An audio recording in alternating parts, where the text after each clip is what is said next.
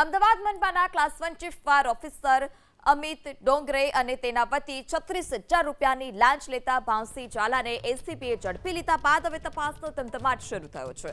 એસીબીએ અમિત ડોંગરેના ઘરે તપાસ કરતા 1.10 લાખની રોકડ રકમ મળી આવી। આ ઉપરાંત 3 બેંક એકાઉન્ટ અને 1 લોકર પણ મળી આવ્યું છે, તેને ફ્રીઝ કરવામાં આવ્યું। પ્રાથમિક તપાસમાં ઘણી બધી ચોંકાવનારી માહિતી સામે આવી છે કે ડોંગરે પ્રતિ એનઓસી દીઠ 6 થી 7,000 રૂપિયા સુધીની વસૂલી કરતો, જ્યારે રૂપિયા ફક્ત ઓનલાઈન યુપીઆઈ માધ્યમથી જ લેવામાં આવતા। આટલું જ નહીં, હપ્તો ઉઘરાવવા માટે સ્પેશિયલ માણસોની ભરતી પણ કરી હતી। એસીબીએ રિજનલ અને ઝોનલ કક્ષાએ અભિપ્રાય કયા અધિકારીઓ આપતા હતા તે દિશામાં પણ તપાસ હાથ ધરી છે। એસીબીએ ડોંગરેના મોબાઈલ ફોનને પણ તપાસ માટે ફોરેન્સિક લેબમાં મોકલ્યો છે, જેમાં મોટા ખુલાસા થવાની પણ શક્યતા છે।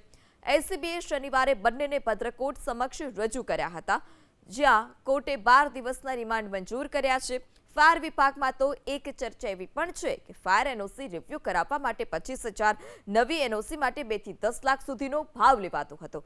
જો કે ચર્ચા છે અને આ ચર્ચાની વચ્ચે એસીબીએ તે દિશામાં પણ તપાસ હાથ ધરી છે। તપાસ બાદ અન્ય ખુલાસા થશે।